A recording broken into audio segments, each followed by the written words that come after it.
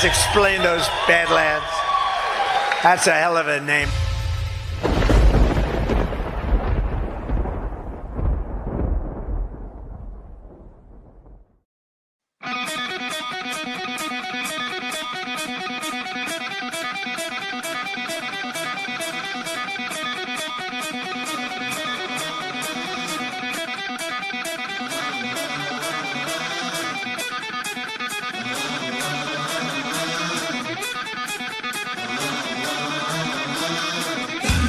All right, good morning, Badlandia. Welcome to Badlands Daily.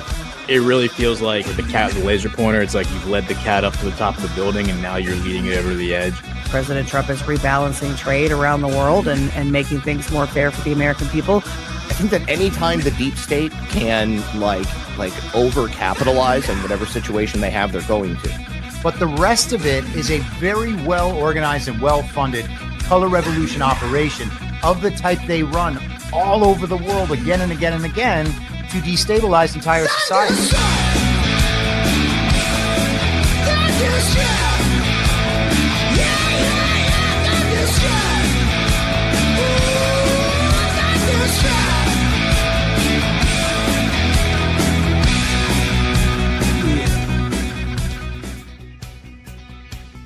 All right, good morning, Badlandia. Welcome, Badlands Daily. Happy Thursday to everybody, and a glorious Thursday it is so far because Alpha is on time. What's up, brother? What's up, baby? When am I not? Well, I mean, to be fair, you're either on time or you just don't show up at all. So I'm just kidding. We're just gonna bring up stuff like that. Well, no, you know how it is, man. You're going to get shit for that for a long time until, the next person doesn't show up. Gordon almost did, man. Gordon almost did. I got nervous. I was texting him this week. He showed up during the intro roll, which usually he's here early because, we got to discuss the geopolitics and all that. But yeah, he almost took your throne from you, but you still sit atop that, my friend. I don't know what you're talking about. I saw in the chat silver 118. Woo, there it is, man. 118, bro. That's nice. That is very, very nice. And it also kind of segues into our first sponsor of today's show. Guys, gold has exploded to new all-time highs, surging over 70% this year. And silver, it's on fire, rocketing more than 150%, shattering records and outpacing everything. From everyday Americans to billionaires and central banks, everyone is rushing to these timeless safe havens, and that's why Badlands is partnered with the award-winning Gold Co. They make protecting your savings with real gold and silver straightforward and stress-free.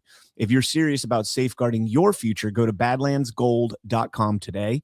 You'll get their free gold and silver kit, plus you could qualify for up to 10% in free bonus silver. The unbeatable offer right now. Act fast. Visit badlandsgold.com or click the link in the description. One last time, badlandsgold.com. And if you've been listening to me since 2023, you're a happy customer right now. We're getting an AC unit put in, right? Excuse me. Well, we're getting that too, but we're getting our roof redone. And the guy that was doing the roofing is like, how are you paying for this? And the interest rate was outstanding. So I'm like, we're going to pay cash. And he's like, well, can you write a check? And I was like, I don't keep money in banks. And I was like, do you take silver? Do you take Bitcoin? And I started explaining to him about the silver. And I was like, yeah, I bought into silver at like $21. And he texted me last night and he's like, holy shit, you're a genius. And I was like, I told you, bro. I told you, man. Wish you would have gotten in on this. When I first, GoCo is one of my earlier affiliates that I partnered with. And I think so that would have been what? I didn't have them 21 yet. I think early 22. And I think about the people that shifted their retirements into it then, like, holy shit. Y'all better love me. Right? Better get a little bonus in that Christmas card this year. Dude, just plain, kind of. But But think about that. If somebody put $100,000 in silver, and let's just say 2023, and 2023 was still like what, $26? Yeah, I bought it in It 2023 at 21 or 22, somewhere oh, around see, there. so it probably wasn't even $26 yet. That means you would have what, 5x it since then? So I mean $100,000 would be a little over $500,000 right now. Yeah, Wow. I know. Now I take that back. Y'all better send me some Christmas money. That's what I'm saying. Holy shit, bro. That's what I'm saying. Wow. You know Let what? the chips Hoping fly. that- $17 an ounce. There you go. Icy One told your brother to buy at $20. I told my dad to buy at 20, 21, 22. And I wish he would have. The bunny, 100. Wow. There you go. 22 an ounce. The bunny. I love it. I love it. Dang. So Man. here, this is not financial advice. This is not financial advice. Okay. It's just if it was me and I put in 100,000, okay, and right now I was sitting on 500,000, I would take out my investment, put it in gold, switch it over to gold, let that other 400 run its course, and at least because gold's still stable. So if some crazy shit were to pop off with silver, you still have your investment in gold. You know what I mean? And you can gauge it. But that's not financial advice because I'm just a Marine that eats crayons like this dude over here. But I'm just saying, if you have the opportunity to snatch out your profits, just in case. I hate that term. Not financial advice, not legal advice, not medical advice. Like if you're too stupid to not do your own research when we say something, that's on you, man. Yeah, tell that to a court. I know. I hate that. That's so stupid. I mean, I'm telling you, I'm not a financial advisor. I'm not a doctor. I'm not a lawyer. But here's my opinion, and I have to preface that with or suffice that with this is not medical legal advice. I think that's so stupid. But let's go ahead and talk about our next sponsor, and we'll get into the news, and we should be able to go through with minimal interruptions. Guys, you know about Van Man taking down big toothpaste with all natural oral care, right? It's the perfect time to grab the dental care bundle kit to gift out. Van Man's tooth powder is loaded with minerals like eggshells and bone, and combined with pulling oils and peppermint aloe mouth rinse, it is truly the ultimate fluoride-free dental hygiene bundle that saves you 25% off the individual prices, and the van never stops. Introducing Van Man's new Pearl Eye Cream and Sweet Onion Shampoo. Head on over to badlandsmedia.tv/vanman to see what's new. Again, badlandsmedia.tv/vanman. All right, and then smash that thumbs up if you have not done so already. And let's jump into the news for today. Before we get to the big story, I want to let the audience kind of gather. So before we get to the big story of the day, the Washington Times reports that a judge now has blocked the Department of Homeland Security from arresting and detaining refugees in Minnesota. They can't. I know. This is so stupid. A federal judge on Wednesday shut down a new Homeland Security policy that arrested and detained refugees as part of a review of their cases, saying the migrants had, quote unquote, followed the rules and deserved better treatment. There were no rules. It's like that Little Caesars commercial where the guy... It just frustrates me. It's why we have separation of powers. You can't stop these guys from arresting or detaining anyone. Now, if you want to choose not to prosecute, that's your jurisdiction. And then the fight's on. We arrest, you don't prosecute. Right? But this is frustrating, dude, because these guys put their life on the line every time they go to apprehend one of these criminals. Yep. Yeah. It says some 5,600 refugees who had not yet earned a green card or legal permanent residency were subject to the new policy. U.S. District Judge John Tunheim says, quote, these refugees have undergone rigorous background checks and vetting. False. Been approved by multiple federal agencies for entry. False. Been given permission to work, received support from the government, and been resettled in the United States. None have been deemed a danger to the community or a flight risk. None have been charged with any ground for removal. He ordered those already arrested and detained to be released and barred detention of others. Alpha, we've talked about this before, and when we talked about it, I said one of the biggest problems with detaining and arresting illegal immigrants and letting them roam free about the country like a Southwest Airlines commercial is that they have no accountability. There is no documentation behind them. They don't have, they can disappear. It's a lot easier for them to disappear than it is for a U.S. citizen who has credit cards and, has a social security number and, is able to be tracked through financing, whether you're buying a phone, whatever the case might be. We all have a paper trail, almost all of us. There are some that may not. This is a case where, for the last 4 years, we've allowed people to come in unvetted, widely unvetted. Okay. The judge says they were vetted and they had background checks. That is, precursory at minimum. Just, hey, are you a criminal? No. Okay. You're good to go. Like that kind of background check is the vetting that these people got. The examples they name here is it says those arrested under the policy stretch well beyond just the Somalis in Minnesota. It includes a Moldovan admitted as a refugee in 2023 and a refugee from Russia in 2024.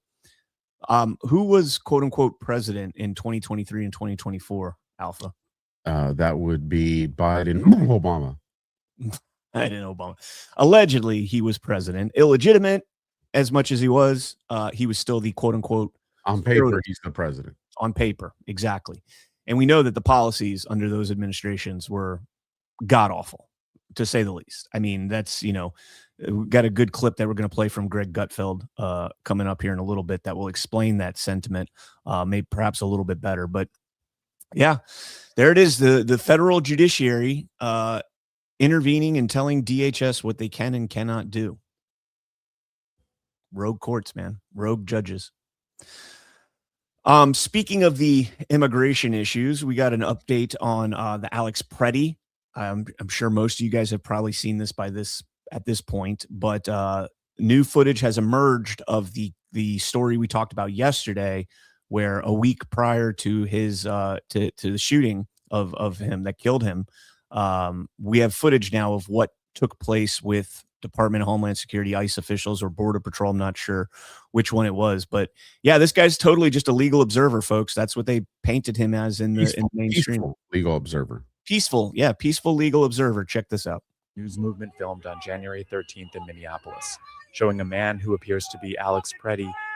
Well, there you have him spitting on the agents first and foremost. And Alpha, I'm sure you've been spit on many times during your time in law enforcement, and that's a pretty serious thing, isn't it? It's assault. Yeah, but you can actually get disease and. Oh yeah, I won't gross everybody out the story, but yeah, during the fight, me and a partner had it right in our eyes, and we were in the ER, having to get a series of cocktails because of what allegedly this guy had. Thank God he did it, but it's a scary thing when someone does that. I'll tell you what, I'd rather get in a fist to fist than have someone spit on me. Yeah. And let's keep going. It gets worse. Interacting with federal immigration agents 11 days before Border Patrol shot and killed him. Our footage was analyzed by the BBC, whose facial recognition technology confirmed his identity to a 97% degree of accuracy. So this I'll go ahead because I want to bring something up. This completely changes the narrative that we were told yesterday by the mainstream media. Do you remember what we were told yesterday? I don't know if you read this or not. We were told that Alex Preddy was chasing after agents pulling away a family on foot, meaning that they were arresting the family and pulling them away. This was a car loaded with ICE agents. There could have been an extra person in the back seat of that car, perhaps, but the ICE agent that got out was in the back seat. Meaning that, and in full battle rattle, you're taking up half of that bench. You're not fitting 5 people in the back seat like you could if everybody's, squished together. When you're wearing your armor and you've got your firearm. What's that? And your guns. And your guns. Yeah. You're not having people. And also it's a threat to have somebody sitting next to you. I don't know what their SOPs are, but I would imagine you're not allowed to have an officer riding in the back seat next to, somebody that's in that situation. So immediately that narrative goes out the window. It wasn't just a guy, following a family and, the cops turn around. They're like, stop following us. Let me kick your ass. That's not true. He spit on them. He broke their, damaged their vehicle. Go ahead. I'll hand it over to you. Yeah, the part that I wanted to bring up, I watched this a couple times yesterday. It's slow motion and everything. And guess what he doesn't have on him? A gun. There is no gun. Yeah. And why does that matter? Because if we're going off the behavioral habits of him, he gets in this is the first documented confrontation with law enforcement. He's unarmed. So the next time he returns, he's armed. That's called an escalation of force that he's already getting. Now, I'm not getting into the constitutional argument and all that. Like I said, I'm a constitutional absolutist. I think anybody should be able to carry a gun that's an American citizen, no matter what state they are in, no matter where it's at. There's no asterisks for me on that. None. Even convicted felons, I don't think should be have their Second Amendment taken away. Why? Because the Constitution doesn't say only if you're Second Amendment. I'm strictly trying to point out the thought process here of this guy. This shows an escalation of force on the behalf of him, which leads to intention, which I guarantee you gets brought up in the officer involved shooting where he died. Let's jump back into this. Morning of January 13th, our team received a tip that federal agents were blocking a street at the corner of East 36 and Park Avenue in Minneapolis. We arrived around 10:15 a.m. We saw observers shouting at the agents as they walked back to their vehicles. When they started driving away, the man kicked their taillight. An agent then got out of the vehicle, grabbed him, and pushed him to the ground.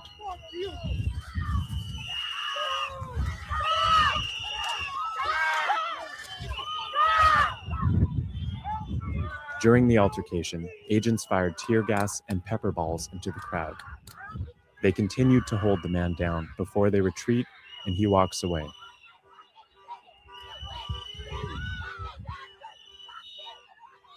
The man in our footage is wearing a similar outfit to what Preddy was wearing on the day he was killed. What appears to be a gun is also visible above his waistband. Oh, shit. Yeah, right there. Also visible above his waistband. Hold on, wait. I think I did one too. I have to watch the full clip next time. The man in our footage is wearing a similar outfit to what Preddy was wearing on the day he was killed.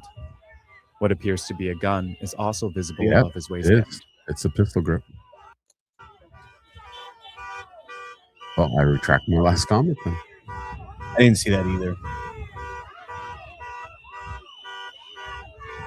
And they've got to see it. I mean, it's clear as day. And there's an agent. They're also wearing gas masks. That's true. That's true. I mean, this guy should be able to have eyes on that. It's sticking out clear as day right there. Oh, I agree with you. And I don't know the laws in Minnesota, but a couple questions first and foremost. Why was he out a week later? This guy assaulted a police officer, spit on him, a federal law enforcement That agent. is not uncommon, bro.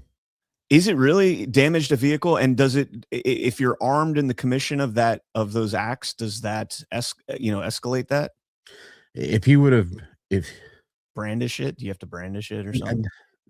No, I mean, yes, it just depends on what they charge him with. If he has CCW or if the state allows concealed, then no, he doesn't need anything. However, just because you are allowed to carry a firearm, if you carry a firearm during the commission of a crime, and you don't have to brandishing it, doesn't mean you have it in your hand. Right. That could Brandishing it, yeah, it could be there. However, in this case, did it get exposed because of the confrontation? Was it concealed prior? Like a good defense lawyer would win that, and I don't think a prosecution would fight that because it's a good legal argument. So just, but no, man, we've arrested guys that we fought with that are even on probation or parole when we get in a fight with the parole. Like you think they would get sent straight back, and now you all arrest them 2-3 times later that week, man. Like the law enforcement part is not as bad as what people think. Like cops arrest these crooks all the time. Just courts and jails don't hold them. That's nuts, man. And this is a, again, in Florida, we have, it's legal for what we call it incidental display or accidental display. But it used to be illegal. So like in Florida, we changed this law probably like a decade ago. But prior to that, there was a case where a guy was, he was being arrested for shoplifting or something stupid like that. And the cops told him, put your hands up. And when he went like that, it lifted his shirt up and revealed that he had a concealed firearm on him. And they charged him with open display of a firearm. And now constitutional carry, we have open carry in Florida now. But yeah, because of that, he got, an enhancement on his crime. And I think it was actually him that went through the appeals process and got that law, put in place for incidental display. But I mean, that is clearly incidental. He gets in a scuffle. But again, man, you got to wonder, like, how much did these cops, these agents, how aware were they of Preddy? Did they know? Because that was only a week ago that they got in a fight with him. And despite what the media tells you, this is not something that's happening every day to these officers. They take the one incident like that. And surprisingly, we hadn't seen that one before, right? But they take the shooting, and they make it seem like that's the norm. And it doesn't become the norm until shortly after, when everybody starts, getting crazy. And now all of a sudden you have all these people that are social justice warriors that are, firearms defense experts and everything else, and go out there and cause all this chaos. So when you have an incident like that, where they, likely arrested him and released him, relatively quickly, I guess, how aware were they that this guy I think was carrying a firearm and was willing to go to the ground with agents? I think they were definitely aware. Were they aware of him having the firearm? I would like to hope so, but I mean, who knows? We didn't hear any of them say gun. You know what I mean? Right. But they're definitely aware of it. Because here's the other thing too: is you have these teams that are working that specific area, so their intel sheet, the morning briefings, because they brief every morning when they go out there. Aside from their targets that they're looking for, they're aware of, like a lot of stuff that's not getting released to the public. They're aware of who the agitators are. They're aware of who are the people directing the agitators. They're aware of the vehicles the agitators are coming in, and they're probably even listening in on the comms of the agitators and things like that. Like, they have all that intel. So I'm pretty confident they know who Preddy is. But the other thing that these guys are also getting in their intel briefs or their intel bulletins is things that ICE is going through across the country, and the way the trends look on these assaults. And you got to remember, this goes all the way back to when ICE came out to Los Angeles, and we saw what they went through there. So Right. these guys have to look at it like, okay, we have to do our job. Okay, if we go lax, we end up like what happened in LA. If we go too hard, does it look like we push it to get to LA? So these guys are trying to navigate something without at least before, without the assistance of local law enforcement. That's a hard thing to do, man. Yeah. We kind of theorized earlier that there's a good cop, bad cop in the administration, and Bovino comes in, sets the operational tempo, and then is followed by Holman, who kind of cools things off a little bit and gets back down to, the police work that needs to be done, the policing that needs to be done. So yeah. Just to that point, CannCon, a lot of people say, oh, they're backing off. It's we don't want war with our communities. Despite what a lot of people think, we don't want that. Law enforcement's job is, once things have escalated, it's our job to de-escalate after that. It's because of the preservation of life. And so when I see people out there saying, this is a loss, it's like, do you want them just to keep dumping Americans? Now, a lot of people say, hell yeah, right? But that's not our job.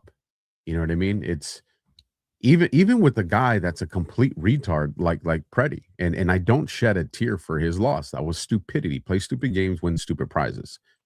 However, I know firsthand experience what that agent or even those agents are going through, because this isn't like when we went to war and killed some foreigner or something like that. Like, it's a whole different situation, man. When you pull the trigger on an American, it's just different. And that's Yeah. that no one's talking about, what that agent is. He made a life cease. That was an American. That's even justified. That is rough. Yeah, we talked about that earlier this week as well. And I've never, killed an American, but overseas, the stuff that we did, even that weighs on you. And those are people that are actively and legally trying to kill you. And you have, in that situation, I said, you have I can't speak for every Marine and service member, but I had a respect for those people. Like you go to war and you're playing the most dangerous game, and it's the Warriors ethos. You have respect for your enemy, and it's still very difficult to do. So I can't imagine what a cop goes through when they have to do it to an American citizen or even an illegal that's here in the country. Somebody that there's at least some form of commonality, and you're not sworn enemies right off the rip, right? And so, yeah, man, that's just an absolute tragedy. If I'll tell you, this is how I would handle this situation if I was a police chief, and I guarantee you with 99% certainty this would be effective. After a week of this going on, and someone argues, and a week is because you want to win the court of public opinion, Mhm. and you tell BP, we're going to send a detachment of our local. It's going to be all hands on deck. That means every cop is working. All right, no, there's no off days. Everybody's working. So you're going to put that memo out to everybody. You're going to have your city or your county declare a city or county emergency, so you can get that funding to come in for it. And you're going to have a detachment follow every one of these BP. BP, you arrest the guys you're looking for. Agitators come up, we're going to snatch them up. Civil disturbance, we're going to snatch them up.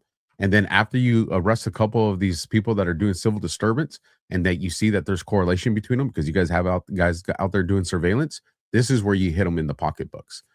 The buses that they come in, you go in, you arrest the driver, and you tow the bus, and you keep it for investigation. And every time they bring in a van, you tow the van. The rental companies, if these agitators are coming in rental companies, you tow the vehicles and you hold them for evidence.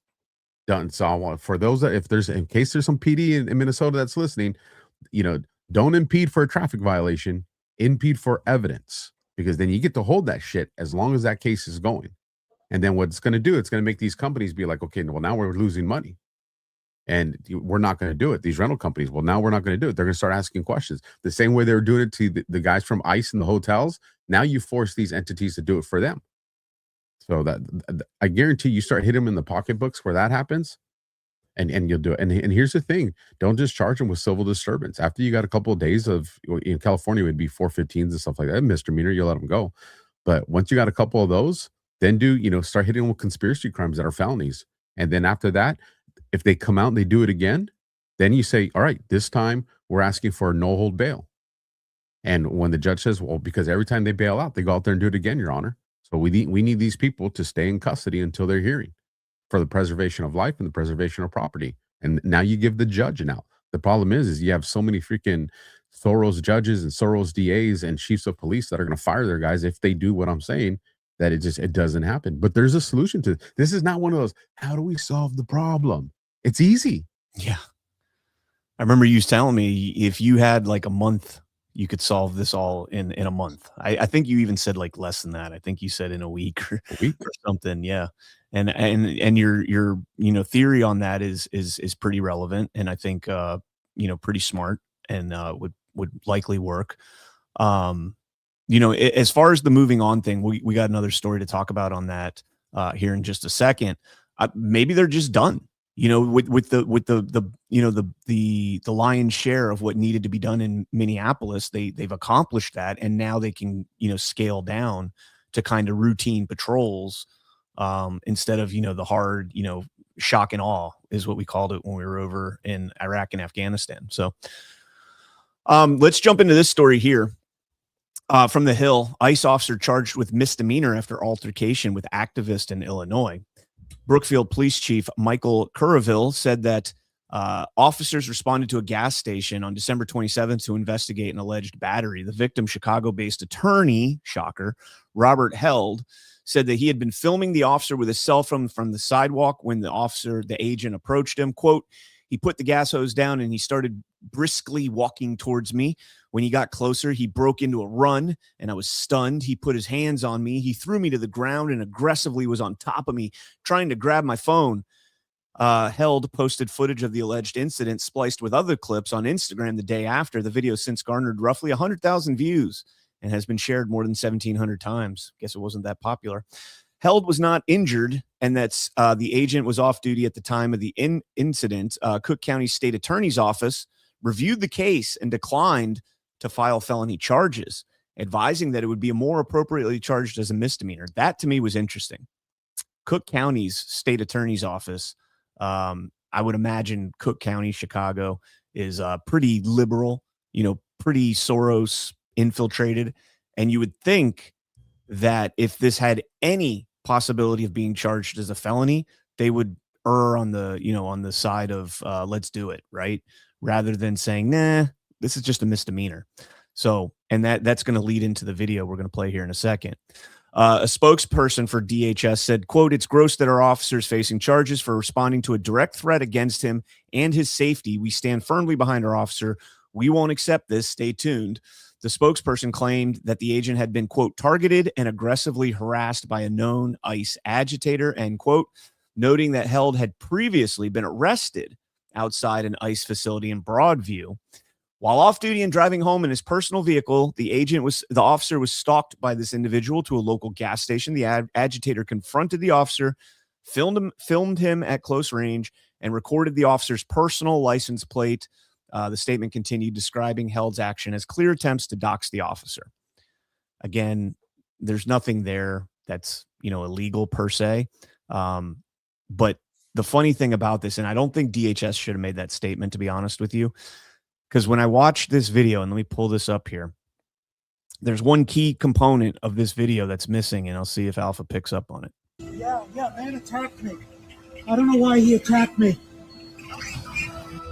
A federal agent aggressively slammed me to the ground for recording. Yesterday, near the ICE processing facility in Broadview, Illinois, I was legally filming from a public sidewalk when that agent tried to rip my phone out of my hand.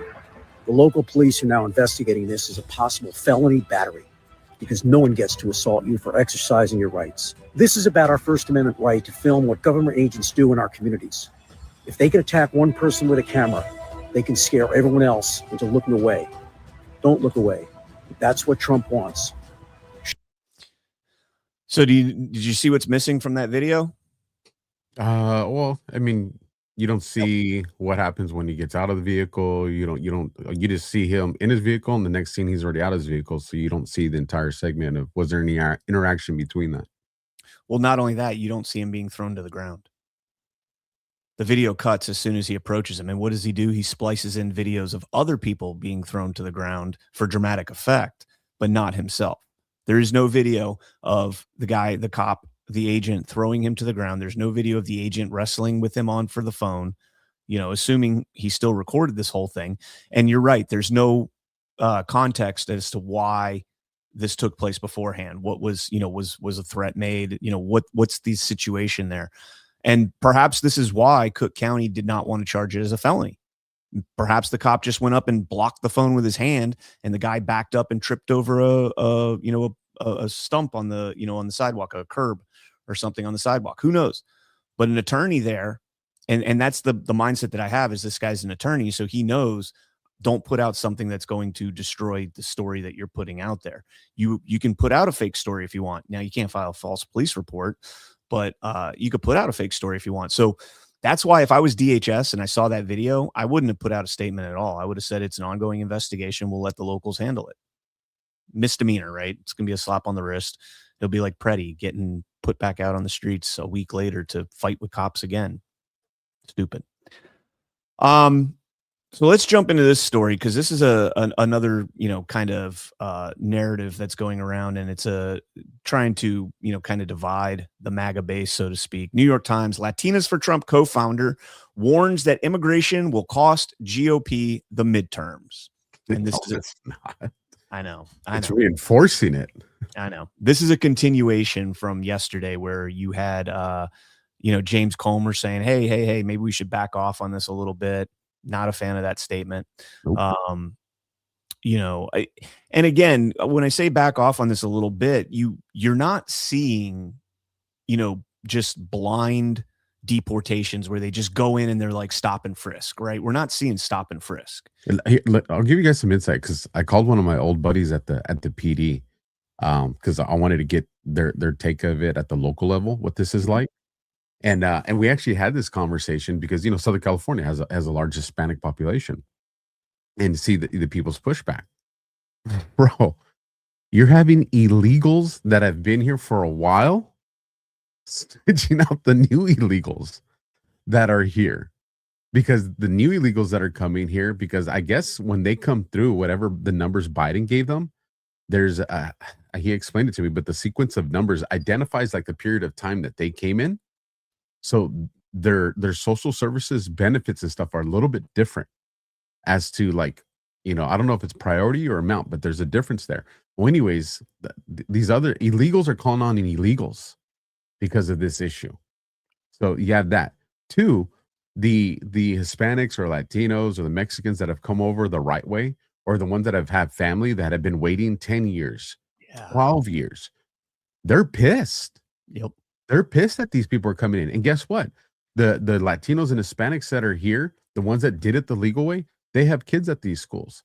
They're being affected just like, native born Americans, and they don't like it. That's why you see an increase in support from the Hispanic Latino community. That's why I don't buy that shit for 1 second.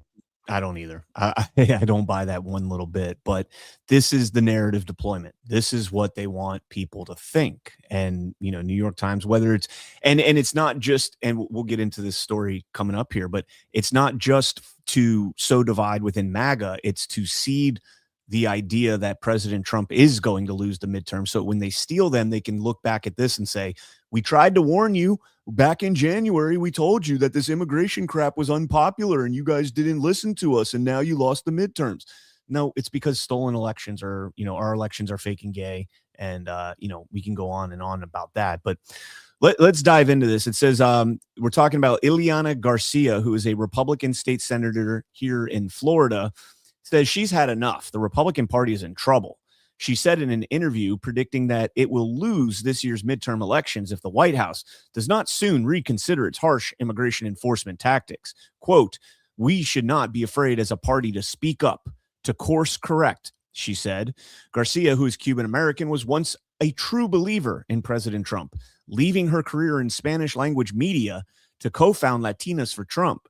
She moved to Washington to work for President Trump in the first administration in the public affairs office at the Department of Homeland Security.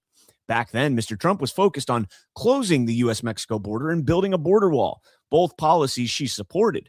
Now he has gone much further, Ms. Garcia said, blaming Stephen Miller for tactics that include yanking people out of cars and trying to remove children who cross the border on their own from foster care homes and deport them.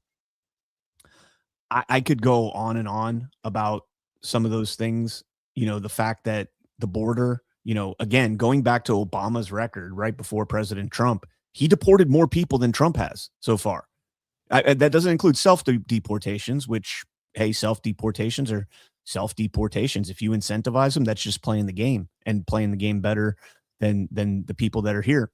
But the 4 years that we just went through, I mean, we've seen mass migration like we've never, illegal migration like we've never seen before. So yeah, you have to step up the game in this case.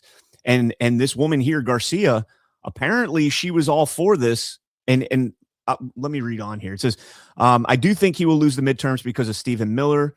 Jump down here. It says last year, Garcia voted for an immigration enforcement bill in the legislature in Florida that created a new state board of immigration enforcement. And she ended a policy allowing Florida residents who had been brought into the country illegally as children to pay in-state tuition at public universities. So you have a woman here who wants the illegals to stay, the ones that have, kind of rooted themselves here, that she wants them to stay. You guys stay, but don't get any smarter. You can't have in-state tuition. You can't have, these benefits. We just want you to, work the fields down in Homestead. I'm in Florida. I'm citing from experience, or Apopka. We want you working the sugarcane fields. We want you picking tomatoes and doing all that stuff. We don't want you to get educated and get smart. No. Now that they're deporting them, they're like, hey, my farmers, and she's down in Miami. She's a senator down there. The farmers down here are getting pretty pissed off. My constituents are getting pretty pissed off because they're losing that cheap slave labor. That's what this is. This is a woman who, is getting pushback from constituents that are losing their asses off because they're not willing to, pay somebody a real living wage and bring in an American citizen to take those jobs. That's my opinion. Yeah.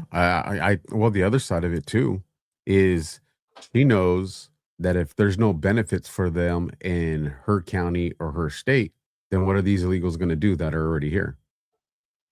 They're going to move to a different county or a different state where they do get those benefits. And now that's not her problem.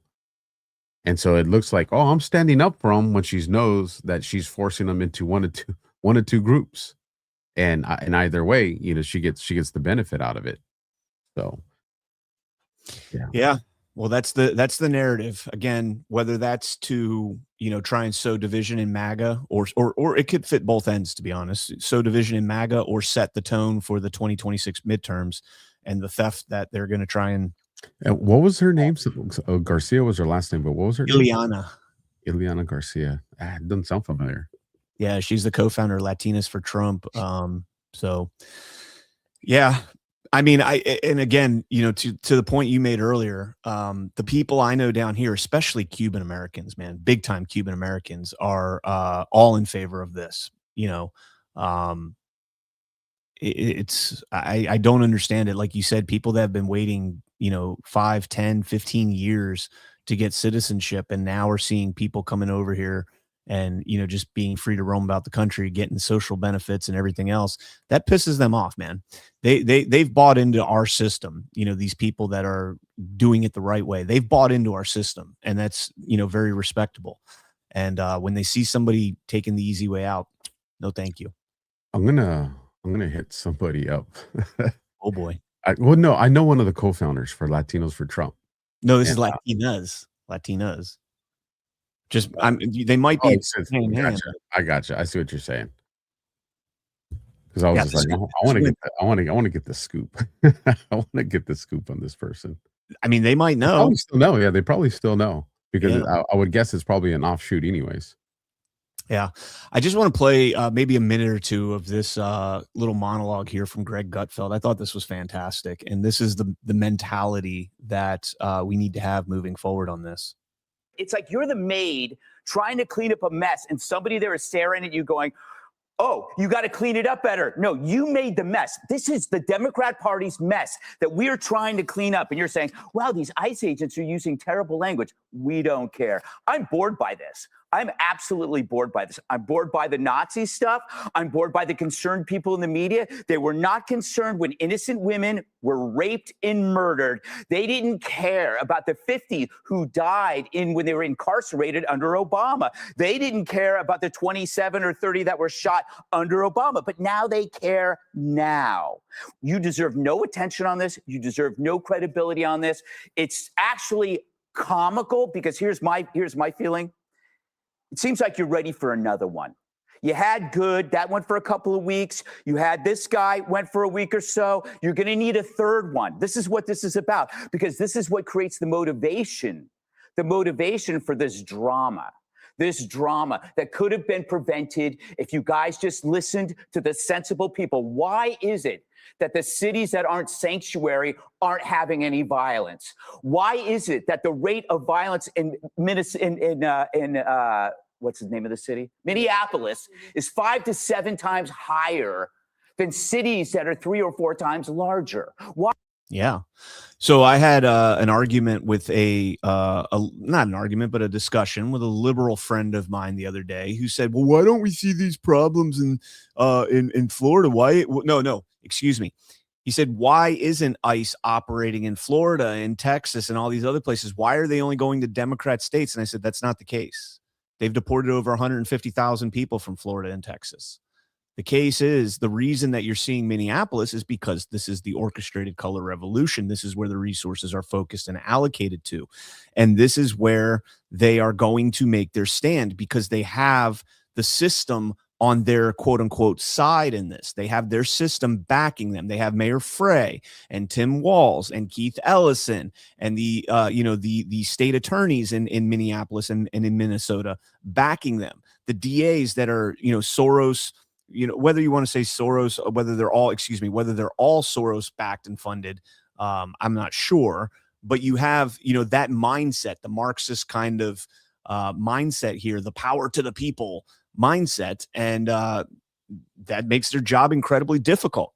You don't have that issue in Florida because, the local law enforcement, first and foremost, is cooperating with them. Florida Highway Patrol down here is cooperating with ICE. They're kind of assisting ICE in a lot of these detainments. So that's kind of the argument to be made there. I'm not really sure where Alpha went, but let's go ahead and just do a headline here on this story. We talked about this yesterday, Ilhan Omar, whether or not that little incident was staged or not. I tend to lean towards it was staged. Her little head nod and the perfect timing of the guy moving is interesting. Now we found out what the liquid was, and it turns out it was apple cider vinegar, and big effing deal. Big effing deal. Right? Apple cider vinegar. You're going to smell bad for a couple days, and your hoax did not go as planned. All right, while we wait for Alpha to get back, let's go ahead and read this truth here. Oh, there you are. What's your take on that, on the Ilhan Omar, staged or not? Oh, I think it's staged. I thought it was staged before we even learned what the fluid was, just going off the camera angle. I mean, to focus on this dude before it happened, and then the way she rushed him afterwards, you know what I mean? It's just like, oh, she's trying to play that heroic thing, because in reality, her security wouldn't even have let her rush him. They would have went straight for him and protected her. So no, the whole thing looked freaking staged. You saw the little head nod that she gave right before, right? The look. No, I didn't catch that. I mean, I probably saw it, but it didn't register. Let me see. Let me see if I can find it real quick. Ooh. Yeah, that does not look fun. Why is it playing that? That's not the video that it should be. I have to reload the whole page. Yeah, let me refresh. It might have went through that whole video.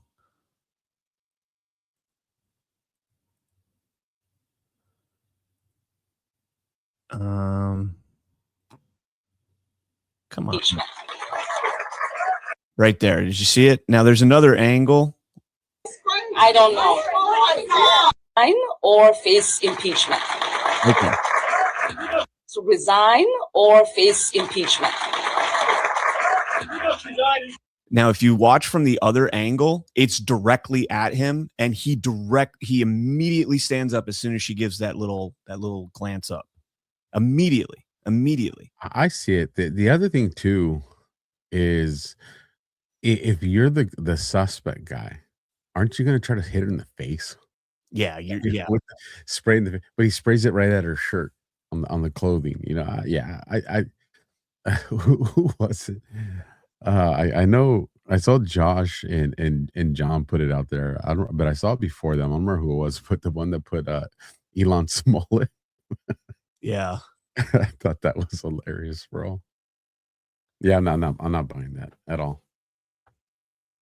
I haven't seen this video before of the guy like casually drinking water before. Yeah, where's the side? That's the one I'm talking about. It's literally the camera's on him. Yep, that's the one. And round of applause for Congressman Omar's staff who's here. So hi everyone, I'm Hennepin. Yeah, that is kind of interesting. But let me see if I could find all the AI stuff. That was legit holding the award. That one's pretty good. Him with the bottle of Fiji and a stack full of Hondos. Yeah, I can't find the one. It's this one, but it's pretty pixelated. All right, I'll play this one. Watch the look. Resign or face impeachment. Oh, Yeah, you do see it a lot. Resign or face impeachment. And when you can see it clearly, like the one on the right there is really pixelated and compressed, it's clear as day that she looks directly at him. Well, and look at the word, the final word there. It's like, hey, yes, your cue is going to be impeachment, and I'll give you the let's go.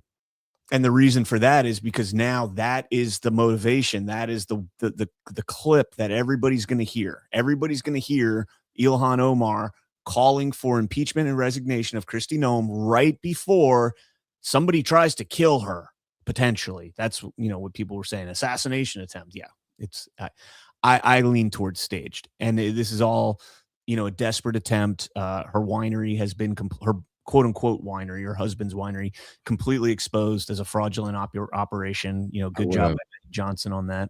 I would have believed it was more organic if it would have been like liquefied bacon grease or something like that. Then I would have been I've been like, all right, there's some here. There's some here. But vinegar, or apple cider vinegar, I think it was. It's like, come on. Somebody in the chat was saying that yesterday that it was, and that's why I tried to look it up yesterday on the show. I was like, no way that they tried to do it with bacon grease. If that's the case, then I think that would have been genuine. That's, like, obviously that's more legit. That's more legit. Yeah, that's a religious attack on a Muslim there. So all right, moving on. President Trump, I'm pleased to nominate Colin McDonald to serve as the first ever Assistant Attorney General for National Fraud Enforcement, a new division at the DOJ, which I created to catch and stop fraudsters that have been stealing from the American people. My administration has uncovered fraud schemes in states like Minnesota and California, where these thieves have stolen hundreds of billions of taxpayer dollars.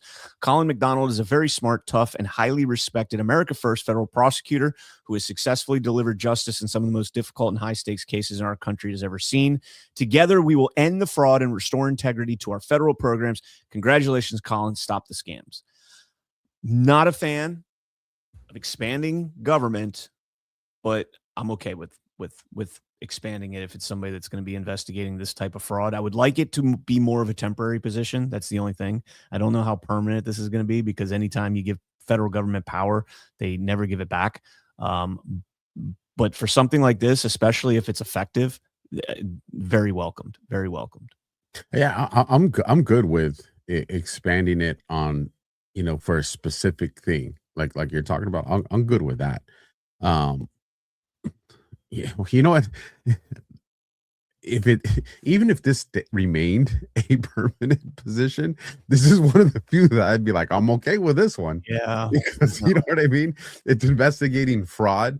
It's different if it was like, name me anything else, but since this is like an expansion against them, look into what they're doing.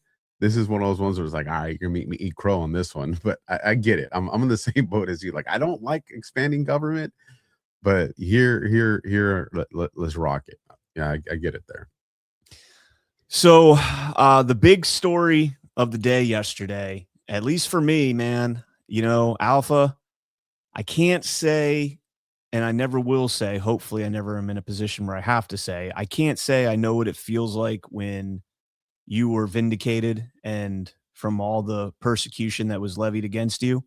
I can't say I know what that feels like, but I can say that what happened yesterday in Fulton County was pretty close for me to feeling vindication and to having hope for justice coming down. Perhaps maybe it'd be more comparable to when they told you that they're only going to seek time served or, no time and no penalties and all that. Just take a misdemeanor and you're like, F off. Maybe it's more comparable to that. But so yesterday, Fulton County, the FBI came in, raided Fulton County's election warehouse, executed a search warrant, and took 700 boxes of documents from there, including the search, according to the search warrant, physical paper ballots, envelopes, any type of ballot images from, and it's very specific, from the original count on November 3rd and all subsequent recounts that they did. What else was in there?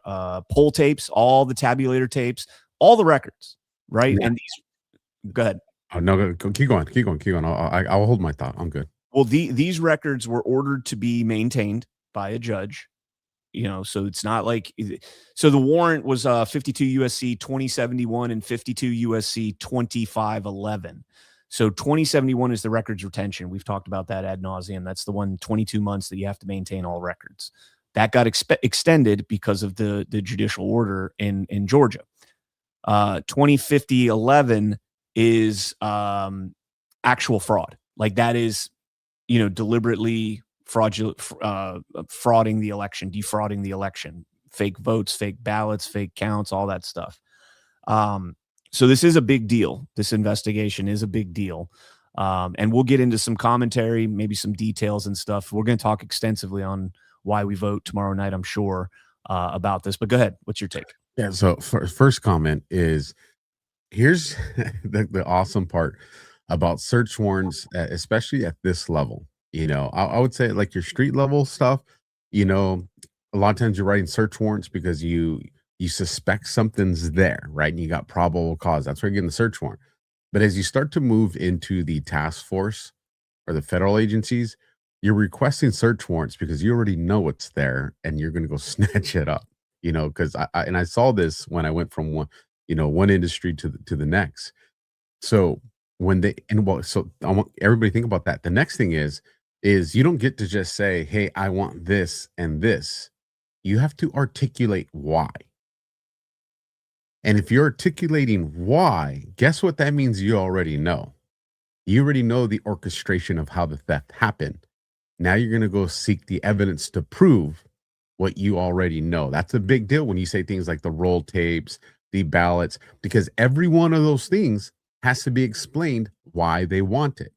It's encapsulated here, but here's why. So that's a really big deal. And that gave me a big old cheeser. I'm like, oh, they're so fucked. Right? Yes. And then I saw this. And that was Tulsi Gabbard was on scene. Yes. And then I said, oh, shit. That's either one of two things, if not both. National security, right? Or RICO.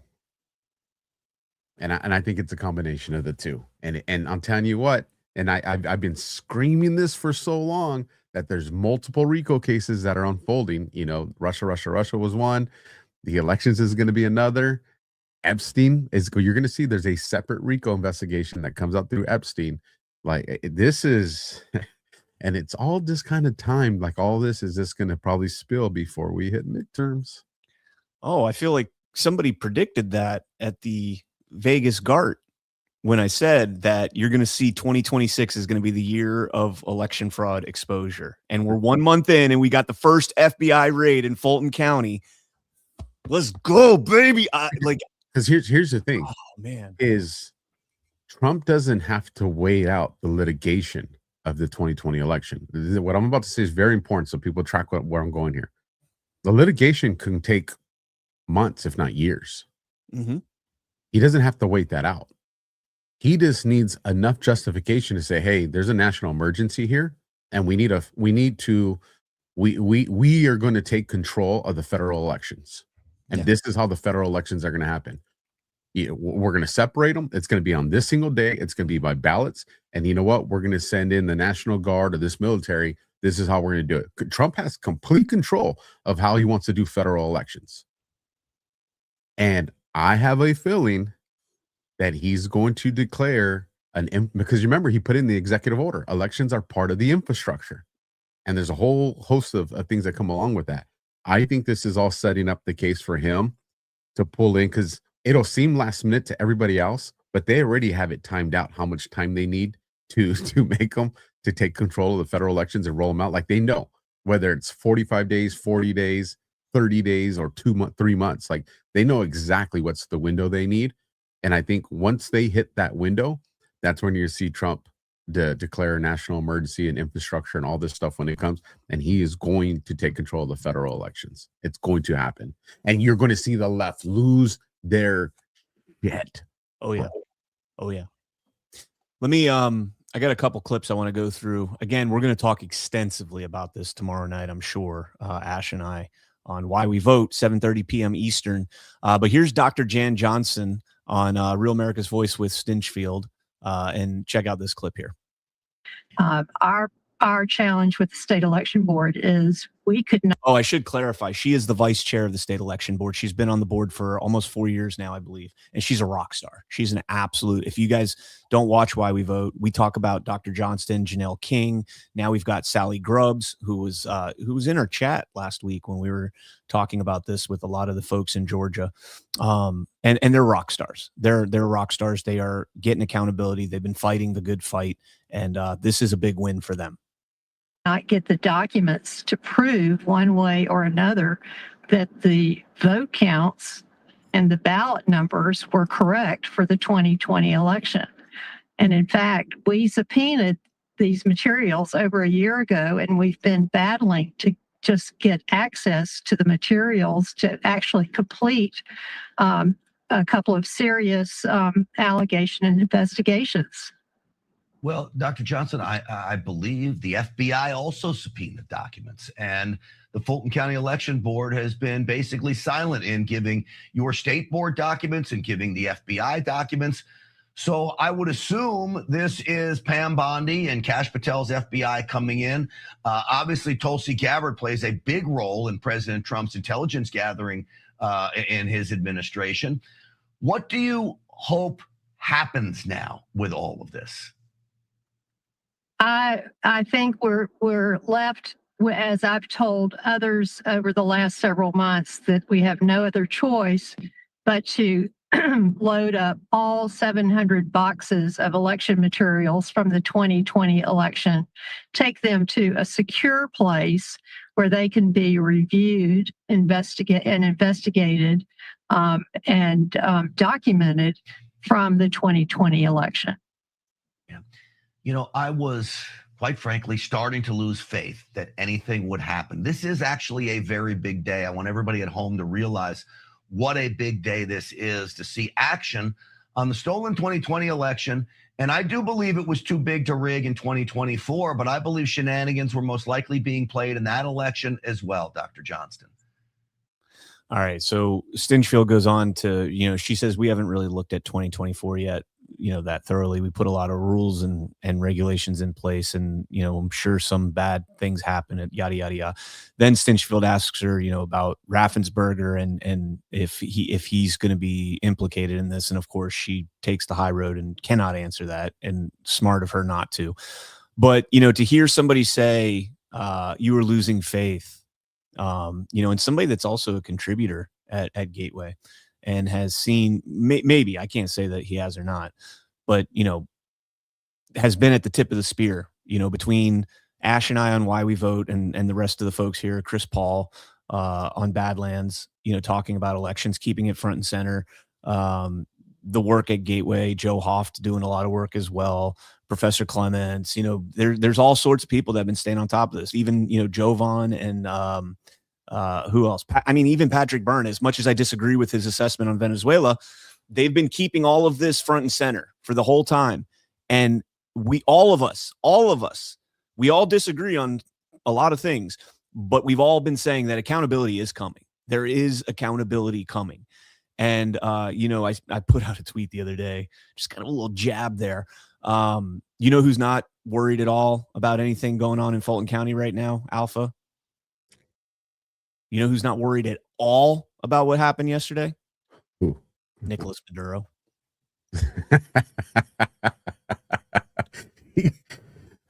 I've covered Georgia top to bottom, and there is no Venezuela in Georgia. No Venezuela. Keep your Venezuela out of Georgia. You guys are so stubborn. We are so stubborn, because that's a narrative that's being deployed, and it's for a very specific reason. The reason you're hearing all the election stuff right now is because of Maduro. Not single. No. No. You think the timing's just coincidence? You are not going to take that away from. No. You think the timing's just coincidence then? Yes. Specifically in terms of Georgia, yes. It's no, it's not. Yes, it is. I'll tell you right now, 95% of this audience don't believe in coincidences no more, bro. I listen. I'm giving you 5%. I'm telling you right now, there's 5% of the audience right now that's retarded like you. I'm giving you that. The other 95% of us are like, bullshit. We don't believe in coincidences anymore. There is nobody in the media, minus perhaps Wendy Strzok Mahoney, maybe, that's written more about Georgia than I have. Listen, nobody. Hold on. Let me finish. What took place in Georgia in the 2020 election had nothing to do with Venezuela. The FBI raid yesterday, the search warrant had nothing to do with Venezuela. That is entirely the work of Kevin Moncla, Joseph Rossi, David Cross, Garland Favorito, and there's a bunch of people that don't want to be named. Phil Davis absolutely needs to be named in that. I don't want to name names, but there's a bunch of them. No. But maybe I didn't explain myself better. I'm not taking away from any of that, and hands down, I always refer to you, even on my own podcast, which you guys don't hear about. You can ask my audience. I always let everybody know if you want to know anything elections, you got to go listen to Brian Nash. Like, hands down, I concede that. But what I'm saying is, yeah, all the coverage you're talking about, I'm talking about it all coming out now, and the timing of the raid absolutely has to do with Maduro. Not because Maduro had his hand in it, but because the narrative that's being set for the people to understand is we were going to hear about elections following Maduro, then we apprehend Maduro, and now we're hearing about all this election stuff. Why? Because it supports what's going on, because it's all orchestrated. That's what I mean. I'm not saying Maduro's the one that went in and did all he did in the elections. I'm not saying that part. I'm saying that you absolutely got to thank Maduro, because if they hadn't apprehended him yet, FBI wouldn't have raided that building yet. Absolutely not. Absolutely not. And let me tell you why. Because remember, the FBI is under who? Kash Patel, right? And Kash answers to who? Pam Bondi, right? And you got Kristi Noem, I'm sorry, not Kristi Noem, Tulsi Gabbard, that's, the DNI. All these people are in meetings together. At the same time, DNI Gabbard knows, she's read in on when the military stuff's going to go down. So she knows when they're getting ready to move on Venezuela. And who does Kash work with, in parallel environments? With Gabbard. So when he's getting ready to do something, because she's watching it, because she's doing the RICO cases, she's going to be like, homie. Like, you guys ain't doing that yet. And Kash may not have known about Venezuela. I think he did, because of all the stuff that, was interagency. But let's just assume for a second he did. And he'd be like, what? Listen, we'll tell you when you could do the raid. Hold on. Because had this happened before the Maduro apprehension, people would have said, well, what? Well, it doesn't flow with the way they were putting it out. So I'm telling you that the reason this raid happened now is 100% because they already snatched up Maduro. You ain't gonna change my mind, bro. You ain't gonna change my mind. And like I said, 95% of this audience in here, they don't believe in coincidences. And I saw some of the 5% that's retarded like you. I still love you guys. Marjorie Taylor Greene called for the formal investigation when she was still a congresswoman in September, called for the formal investigation into Fulton County specifically by the DOJ. MTG's a clown. Want me to tell you why? In September it doesn't matter if she's a clown or not. She's a congresswoman from northern Georgia, and she has pulled. She turned away evidence. Yeah, I don't disagree with that. I don't disagree. She doesn't care about it. She's out there putting soundbite. She made the formal request and specifically cited 2023-025, which is everything that when you talked about the evidence that was brought to the magistrate to get them to sign off on this, that was the evidence. It was 2023-025 and 2022-181. Those were the two key pieces of evidence, I believe. And she could have did that along with information that was trying to be given to her that would have made that where people could not have ignored it. They would have had to address it immediately. And guess what? She wouldn't even let those people into her office. You guys love this like Venezuela theory. It is so utterly retarded. I cannot stress it enough. Shall we place a bet? What's the bet? The bet that you're going to see that there's absolute Venezuelan involvement in the U.S. election system. When you say Venezuelan, do you mean like the Venezuelan politics, the like Maduro and his regime? Are they part of Venezuela? Yeah, they're the leaders of Venezuela. They were. Yeah. So absolutely. Nope. All right. So let me ask you this. If the CIA is operating out of Venezuela. Now you want to make that bet? Oh, hold on. If the CIA is operating out of Venezuela, I'm not saying collaboration with. I'm saying if the CIA is operating out of Venezuela, you don't think the Venezuelan government is involved in that at all? Nope. Bullshit. They were expats that flew to Florida, started their business in Florida, incorporated in Delaware, bought a London-based company to integrate with their system that they developed in Florida. So let me ask you this. Was the deep state operating during Trump's administration of 2016 to 2020? Yeah, of course. So the deep state and the CIA have the power and ability to do it to the most powerful government on this planet, but you don't think that they could do it to Venezuela? They didn't need to do it to Venezuela. Venezuela's the patsy.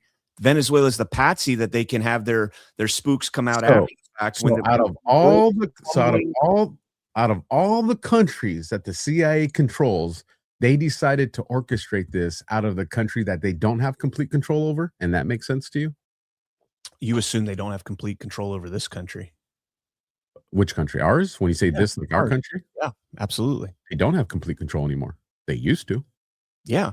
And who has the control? It's not the Venezuela. It's the globalists. I didn't say Venezuela. I never said Venezuela has control. I never said Venezuela orchestrated it. You need to watch Badlands Book Club and get caught up.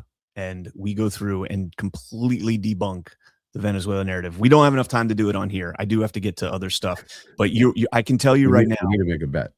We need to make a bet. I will take that bet. I will take that bet. Okay. We'll talk about it another time. We'll wrap it up here. That fancy steak restaurant that's right next to Gart Vegas. Loser has to buy the winner that. Well, you better make your reservation now because they're booked out like a year and a half in advance. Well, I think it's called Constantine or something like that. Yeah, we're about to do it for the following year anyways, because I think that one's coming up. We might need to. I don't know if we'll know the answer before midterm. See if we can pull some strings. Tell them it's CannCon coming in. They'll make a table for us. All right. The guy. No, I'm just kidding. Yeah, I'm down for that bet. So, all right, we got to move on though. Here is Robert Pitts, chairman of the board of commissioners for Fulton County, freaking out. Liberty Line. I was on DPH last night and we talked about this clip, and Liberty Line actually made a interesting clip. If you guys want to see that, I don't know if anybody's posted it yet, but Liberty Line will probably have it up. So let's play this clip though. Now they have been removed from this facility, out of our control. We don't know where they're being taken. We don't know what's going to happen to them. So we can no longer, and I can no longer chair this board, satisfy not only the citizens of Atlanta, but the citizens of the world that those ballots are still secure. So that is a major concern that I have right now. Again, the point is, once they were here, as long as they were here in control of Fulton County, I was confident that they were safe and secure. The other point I'd like to make, this goes back to the 2020 elections. For the life of me, excuse. I still cannot understand the fascination about the 2020 elections, which occurred 6 years ago. That election is over with.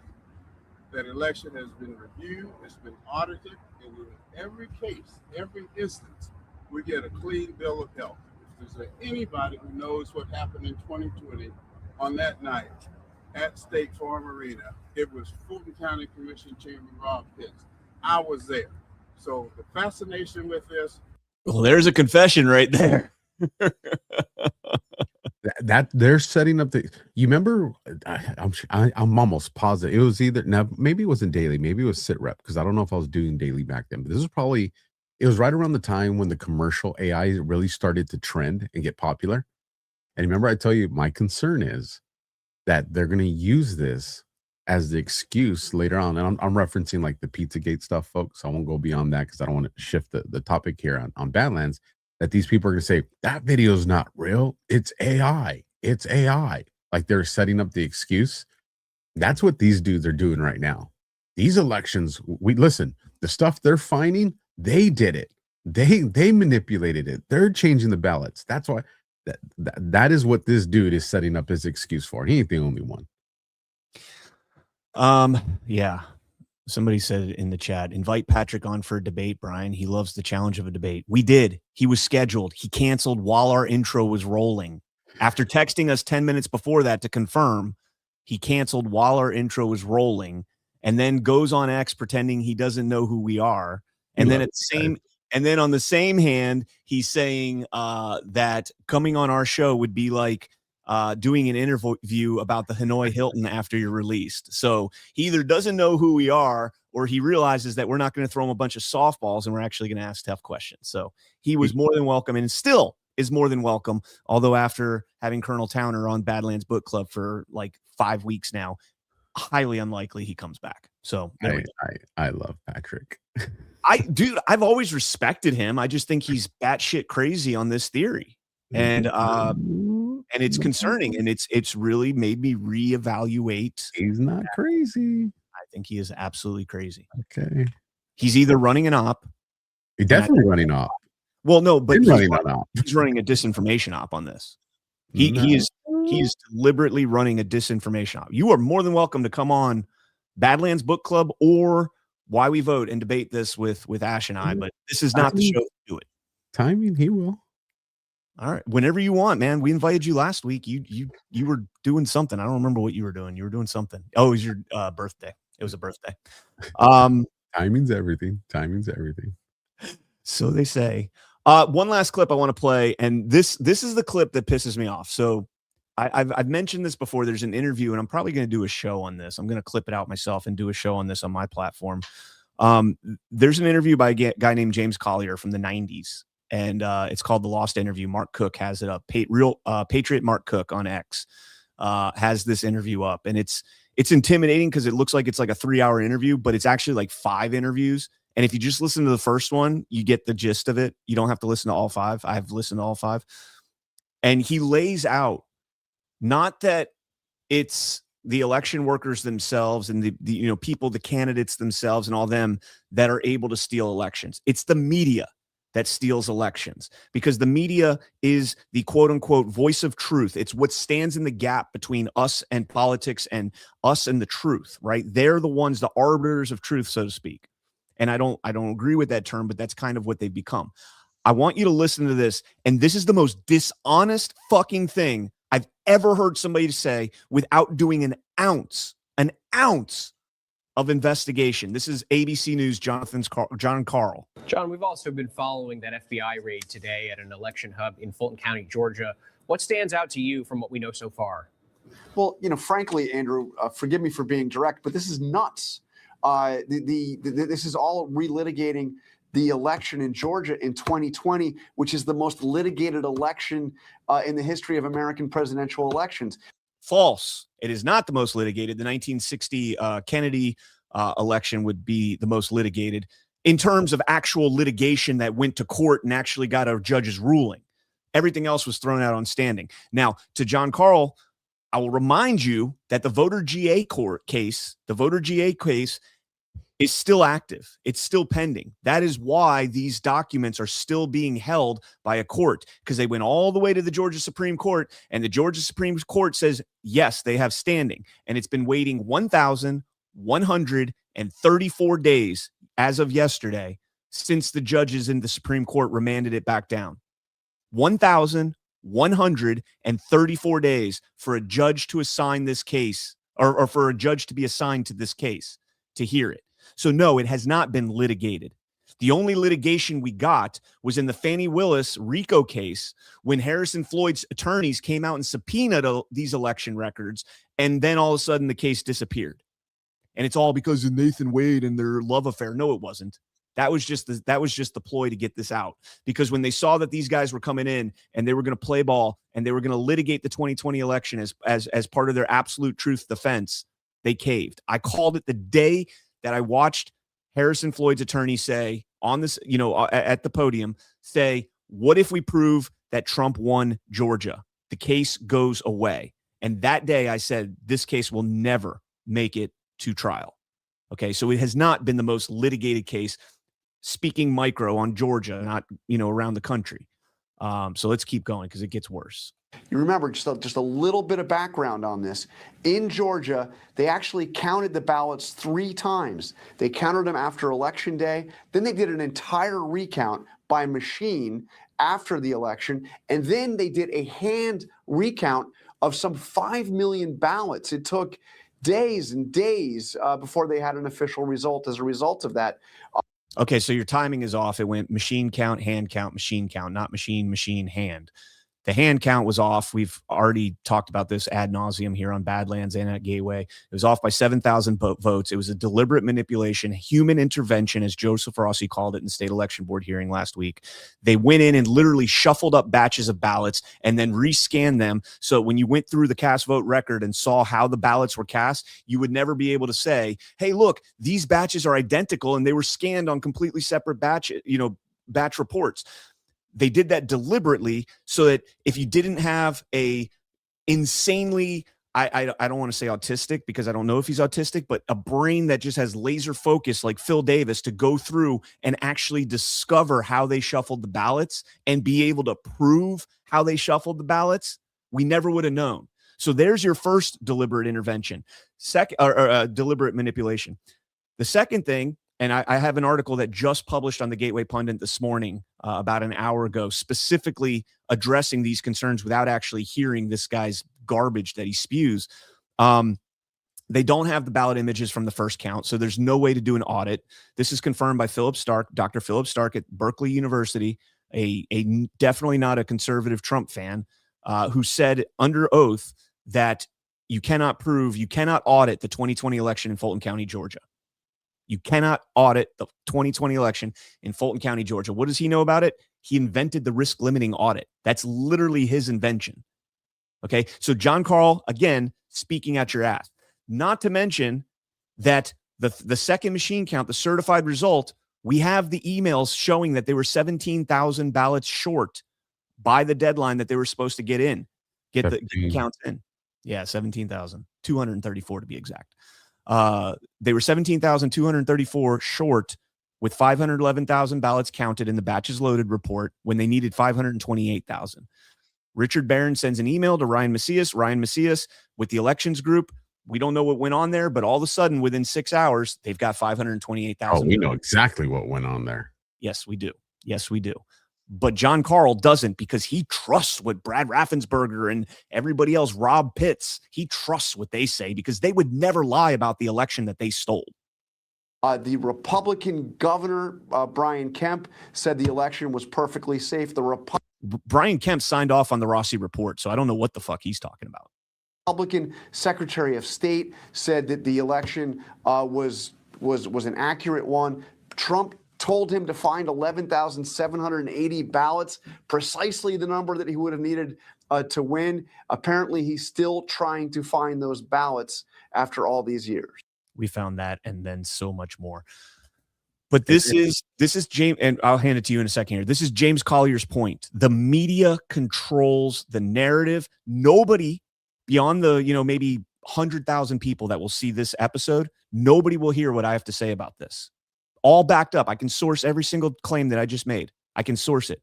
John Carl doesn't actually do any investigative work. He doesn't actually do any journalism. He doesn't do any research. He just takes whatever Brad Raffensperger, Brian Kemp, and the people at Fulton County tell him, and he regurgitates that as if he's an educated individual, and he's fucking not. Go ahead. I mean, no, it's just the point I was going to make. They're able to get away with this narrative because they've controlled the mainstream airwaves since the beginning. So he can make that comment because everybody that's listening to it has been listening to the last 5 years plus of them saying, oh, Trump went to how many court cases? What did they say? 200 and some court cases, and he lost them all when he didn't lose them all. There's difference of these. That's why they get away with it. So here, let me pull this up because I have this. This is saved to my desktop. But on a positive note, while you're bringing that up, when you listen to the tone of these people, because me, I always like to compare things to their baseline when they're comfortable. Go watch some of his other interviews and clips and look at the way he talks and the way he speaks and the level of confidence and his stature and all this. And then watch this one over again. You're gonna be like, this dude is nervous. This guy needs to spend less time doing these interviews and calling the DOJ and making a deal. That's what he needs to do. So these are the 2020 presidential election related lawsuits. Not all of them are brought by Trump, and not all of them are necessarily arguing fraud. Some of them are policies and procedures and regulations and rules. And if you look at the colored charts over here, the brownish and colors are not decide on merits, procedural dismissals. The reds are losses for Trump, and the greens are victories for Trump. Okay, and there is more green than red on the cases that were decided on merits. And that's what I wanted to clear up. The ones that are in red, those were cases that were judged on merits as well, or those were cases where it's like there's no standing or They were something? judged on merits. Gotcha. They were judged on merits. And again, you can go through and look at, like, some of them sequester ballots after election day was the case. Vote by mail, poll observer access, signature verification standards, notice/cure for mismatches, missing signatures, dismiss last standing, agreed to more poll watchers. So it's kind of skewed a little bit. It's about 75% Trump won in the cases that were decided on merits. So again, we'll talk about this extensively on Why We Vote tonight, or tomorrow night, tonight's sit rep.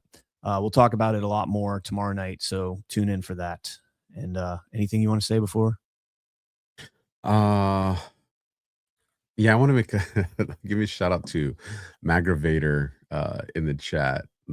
I lost it, but I'm pretty sure it was them that said it. That said, I think it said repeal, or it was something. Get rid of the Smith Modernization Act soon. Yeah. Maggravator soon. The other thing that I'll say, and I'll drop the link. And CannCon, if you want to get yours ready as well, the YouTube, your personal YouTube, I could definitely use your guys' help in the chat. If you can go and follow and subscribe on YouTube, even if you watch on Rumble, just to help with the algorithms over there on YouTube. It's at the Alpha Warrior Show, and I'll drop the link in the chat. And then if you guys could do the same for CannCon, because I know he got his back as well. Yeah, mine's CannCon Actual. That's the only place left that I'm CannCon Actual. Military term, by the way.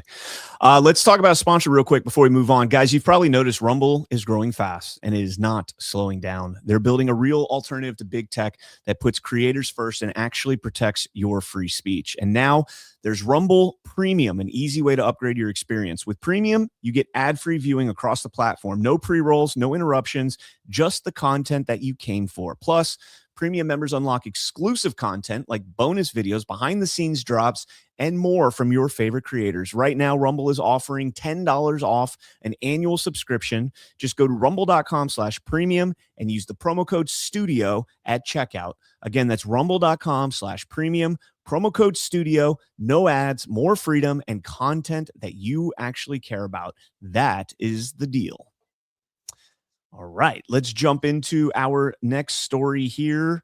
And, to be honest with you, like any story after talking about the election fraud in Fulton County kind of sucks. Like, I'm not going to lie. I just want to sit here and talk about that for the rest of the day and rip apart the mainstream media, but I'll get into this.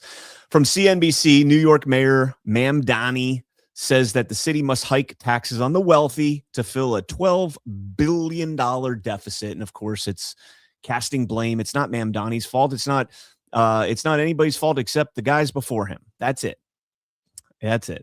He says, quote, "This is at scale that's actually greater than what we saw here in New York City during the recession," Mamdani said during an interview. He pointed to actions taken by former Mayor Eric Adams and by ex-New York Governor Andrew Cuomo. Couldn't possibly be Hochul, by the way. The two of them just came out together and they're like, hey, we're going to spend $4.5 billion to make sure, $4.5 billion additional dollars to make sure that everybody can have free daycare, because that money isn't going to get laundered away, right? And they doubled down and came out and said, oh, by the way, everybody can go to our free daycare. Doesn't matter if you're illegal or not. So, yeah. City Comptroller Mark Levin, no relation to the Fox clown, said that the new mayor faces a budget shortfall totaling $12.6 billion over the next 2 fiscal years. That comprises a $2.2 billion projected deficit on the city's $116 billion budget for 2026. And $10.4 billion gap in 2027. Now, to give a little bit of a hat tip to Mamdani, he does say here that he plans to address the deficit. His plans to address the deficit will also include finding savings in the budget. However, who knows what those savings are actually going to be, and if they're going to, get away from all of these social handout programs and relying. Good. There ain't no way he's getting away from the social handouts. When he's talking savings, how much can we pull from the fire department? How much can we pull from the police department? How much can we pull from city maintenance? That's where he's going to pull the savings. This guy he is going to create a shitstorm in that city. Because think about it, if you're a billionaire and you hear that the mayor is going to make you pay, for that, are you going to stay? No. Hell no. Hell no. So then what happens? These people that probably have businesses that probably employ hundreds, if not thousands of people, they move. They leave, or they take their real estate with them, or they sell their real estate, whatever the case may be. And then you just see it's that circular effect of supposed good intentions, bad action, bad result. And then you try to do it again to fix that. And that's what creates that spiral, and you're toast. And maybe that's what he's there to do. is, create the example. Perhaps. I'm if you're going to find the shortfalls, then I'm all for it. But anybody that's going to go along with this, communist, everybody hand shit out, like we got to get down to the fraud, man. And while all this is going on in Minnesota, the gall of them to come out there and just double down and say, we're going to give the free healthcare to everybody, or not free healthcare, free daycare to everybody. When you push these people out, and we see it down here in Florida, because this is the number one destination for people from Florida that are sick and tired of the bullshit up there. They all come down here, and we see them all over the place. And, I warn you guys, don't New York my Florida. All right. Florida's pretty freaking sweet. And especially when the weather's like it is right now. Don't come down here thinking that, we're gonna, kind of roll over to your leftist ideologies that are so rampant up there. And I think most of the ones that come down here are pretty based, patriotic individuals. But at the same time, man, like at some point, the more you tax these people, the more they leave, the more money you're losing, and you can't make it up by cutting, like you said, law enforcement and fire rescue and some of those other things. I mean, didn't they have like a $2 million project for like a robot dog that was supposed to go out and do patrols? This wasn't during Mamdani. This was during Adams, I think, or maybe it was not, what was the guy before Adams? The guy that was not. I think it was under Adams though. No, I'm thinking of the one where they redesigned the logo, and they spent like $1 million to redesign the logo. And all it was like, I love New York, but instead of a heart, they made it like a 3D heart. You don't remember this story? I don't, man. Bro, they spent like insane money. It was they do, because that's Blasio. Oh, it's one of the avenues of how they do money laundering. Mm-hmm. It's just it's crazy. And I didn't know this until I started working for the government and realized, like, we would get because you would see the budget sheets, right? Because in the union, you want to know how to ask for more money from the city or the county or the state, and you would be like, hold on, we paid $2 million for that statue that's over there as you come into the city, and it literally just looks like somebody went to the junkyard and got a refrigerator door and shaped it like a triangle and then just, sanded it a little bit to give it a shine. We paid $2 million for something I could go to the junkyard right now and do for less than $1,000. And then that's when you start saying, where'd this money really go? Now, imagine that at these kind of levels. Absolutely, man. Yeah. You know what? It's a separate conversation. I don't want to take us that route. It's just frustrating, man. Yeah. Yeah, let's go ahead and jump into just this clip here of Secretary of State Marco Rubio going after Senator Tammy Duckworth. Before you hit play, I got to know your opinion. So, listen, I was not a Rubio fan, bro. Like, I'm being completely honest. You're putting me on the spot. I know where you're going with this. I was not a Marco Rubio fan. I didn't trust this dude, man. But if I got to judge him from January 20th to 2025 to now, this dude is a legend, bro. He is a legend. He is. He also understands what's at stake, though. So that's my question, because I'm pretty sure, like, I mean, the facts speak for himself. Like, the guy's awesome. Here's my question to you: has he always been a legend? He's just been handcuffed, or is he a guy that was, still bad, but's been given an option? You're going to play ball, or the fate that awaits you is going to be bad. And I'll tell you which one I think it is, but I want to see what your take is on this, because this is he's one of the ones I'm probably most impressed with. He is. Of all the people in the administration, I was the most sour on Rubio. Well, no, I correct that. I was the most sour on Walz, and he's gone, rightfully so. Rubio was probably second that I was most sour on, and he's been impressive. It's undeniable. He's been impressive. When I saw him make that speech about USAID, and say that we're not going to give it to NGOs anymore, we're going to give it directly to the country and have accountability on it that way. That was like one of the greatest things I've heard from a Secretary of State in a long, long, long time. Maybe since Baker said not an inch further to the east, and we all saw where that went for NATO, right? No more NATO, not an inch further to the east, and that didn't turn out so well. So again, I think he knows it's.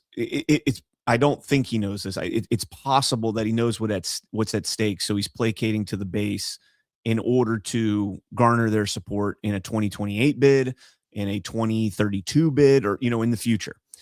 That being said, you could also be right that he's had his hands tied. Rubio was the one that introduced the CVV Act in 2022. Now, this could have been to get on Trump's good graces. Could have been. It was a one-page bill that would have cleaned up the Act Blue smurfing and the Win Red smurfing that we saw by requiring these credit card companies to capture the credit verification, validation, whatever it is on the back of your card, the 3-digit number. It was one sentence, never got out of committee, but he's the one that introduced it. So again, I look at little things like that, and I see how a one sentence bill never made it out of committee. And you do wonder, was his hands tied? And he took a long shot there. Let's see what happens. I don't know. I'm bullish on him, but I'm still cautiously optimistic. Because he's Cuban in his lineage, right? Yes. And so, a little tinfoil hat. I won't go too far there, but it just makes you wonder, because not to bring it back to Venezuela, but we know that a lot of Cubans were mixed into the government of Venezuela. And who's got their paws, in Cuba? Red Dragon, folks, Red Dragon, right? And so it just makes me wonder if they thought that Rubio would have been one of their guys, and Rubio really wasn't. He was a double agent. And now we're seeing that he actually has always been a good guy, because his demeanor does not look like someone who's faking the funk, man. Like, you can see some people that I'm less like, oh, they're reading the script that Trump gives them. And then you can see people that just operate with a level of confidence that you cannot have unless you're completely dialed in. And that's where Rubio's operating. And I would not have said that about him in the past, man. But that guy he is I think a lot of people still underestimate him. Yeah, he's been very impressive. Not going to lie. But yeah, let's get into this clip here. The president already said that he was ready to put American troops in Venezuela again. So we're at war right now. So if things don't go well with the Chavistas you've empowered, when did the president say he was going to put troops in Venezuela? A military option, what is your criteria for returning to a military option and putting boots on? Well, I don't recall the president saying he was going to put troops in Venezuela. Where did he say that? I'm asking you, what are your... But that's what you said. I didn't remember the president has already said that he was ready to put American troops in Venezuela. No, I think the president has said that he retains the right as commander-in-chief to protect the United States against any imminent threats. Maybe that involves troops. Maybe that involves air power. We hope, but we don't anticipate that being the case in Venezuela. I worry that you are playing fast and loose with our nation. Well, I just gave you testimony here. I just want to conclude by but I just gave you testimony of how well things are moving forward, not as fast as everybody would like. But you also said that in 6 or 9 months, if things don't go well, you're going to have to do something else. And the president's already said that he's not ruled out the military option. And you've also just said that, yes, we are at war. The president has wartime powers. Every president retains the power to use military. It's reasonable for me to ask you, And I gave you a very specific example. Every president retains the right to defend the United States against an imminent threat. Yes, if there are just give you an example, Iranian drones deployed in Venezuela that could threaten the United States, we most certainly will address that, even if it's located in Venezuela. But we hope we don't get to that point. We don't expect to get to that point. I don't think that we're not trending in that direction. That's a fact. But that said, on the one hand, people of America are worried that this is a president who engages in yet another forever war, Mr. Secretary. We don't need to be in another forever war, and that is the path that we are going towards. And let me just say, well, how are we going towards a forever war if we're dealing with Elsie Rodriguez every day? Option. You're not going to ask him to. I don't want to get past the forever war thing, but I see this narrative deployed on social media every day, and they lose this. When he went after the Houthis, he's going to get us in a forever war. Handle it in a few days. Yep. When he took out the Iran nuclear facility, oh, he's Israel's puppet. If you guys remember, how are you going to feel when your sons and daughters are in the ground in Iran? Took care of it in a day. Yep. You look at all these conflicts. Venezuela, the fastest one, did it in under 6 hours. Yep. How do they continue to think anybody's buying off on these forever wars when Trump's actually he's reconfiguring the mindset for us to realize, you know who's going to have a problem? Let's just say for whatever reason, nothing ever changed and everything stayed status quo, and you get a Democrat president to come in. And then we do go into a forever war. People are going to be like, how did Trump do all these military strategic attacks in just days and accomplish what we want? But you guys want to do these things for 5 years, 10 years, 15 years, 20 years? They're the ones that have always facilitated forever wars. Trump has done the complete opposite. And as a matter of fact, not one of the military conflicts that we've been in this year or last year is a war. They were strategic military operations. We haven't had one war under President Trump yet. Yeah, not in any of his terms. And that's why, these people, they like the rug. They love the rug. They get on the rug and they get pulled right out from under him every single time, and they don't even realize it. The only time I had the rug pulled on me was with Iran, and I did not think he was going to do the Iran thing, and that's the only way that rug got pulled on me. And then after it was done, I realized why he did it, and that was to take away narrative deployment from Israel. Right? We took away the nuclear weapons. Now what are you going to bitch about coming from Iran? And it was ICBMs. They turned that script real quick. Now they have ICBMs. Real quick regarding Rubio, something in the chat I saw scroll across. Somebody, and I'm not going to name names, but Rubio is an anchor baby that's not a neutral, you mean natural born citizen. Neither of his parents were citizens at the time of his birth. This is not debatable. Yeah, but you're wrong. His parents were born in Cuba, but we have wet foot, dry foot in America, thanks to Kennedy after the Bay of Pigs, and his parents are citizens now. And Cubans that come to America are given asylum here, and Rubio is a natural born citizen, and his parents are, I believe, they're citizens, full-blown citizens now. But that's thanks to Kennedy and the wet foot, dry foot. And this is one of the reasons why President Trump won Miami-Dade County and why Ron DeSantis won Miami-Dade County, because the Cuban population down here is extremely conservative, very religious, and broadly, they're good people. Now, there are, of course, factions that are still, loyal to the Che Guevara, Fidel Castro era, but or at least mindset. But ultimately, broadly, Cuba is pretty badass, and their food is fucking fantastic. Cuban food is the best. It's my favorite food. They do coffee different, bro. I'm going to eat some fucking Cuban food after this show. You asked for a cafecito. Oh, an establishment, you better, and they bring you some little cup. Don't ask. Yeah, don't ask for any more of that. Cup. It's slightly bigger than the little plastic containers you get creamer in. It's slightly bigger than that, and you look at it and you're like, this is coffee, and you take one and you're like, okay, that was actually pretty good. Let me get another one. They're like, what? Like, let me get another one. They're like, okay. You just did a line of Coke, man. What's going on with my heart right now? Like, yeah, is that sugar you put in that cafecito or the colada? Was that sugar, or was that cocaína?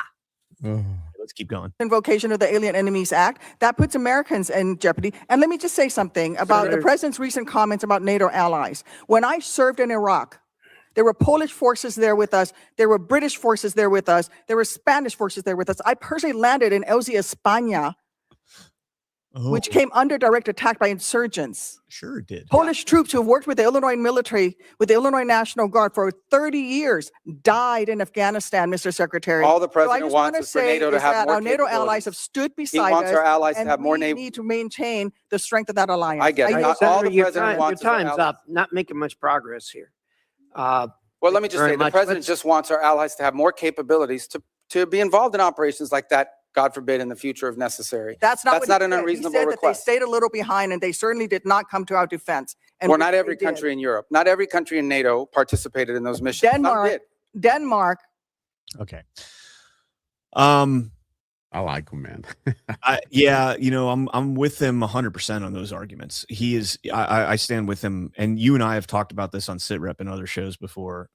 That the narco war, if we are to call it an actual kinetic war, which it's not yet. I mean, it's just us bombing their ships and protecting our borders. That is what our Department of Defense, not war, but defense, actually should have been doing. Like, that is something, if you're going to directly invoke military action on something that is literally keeping our borders safe and keeping the people inside the United States safe, I'm okay with that, especially if it's not involving our troops in harm's way.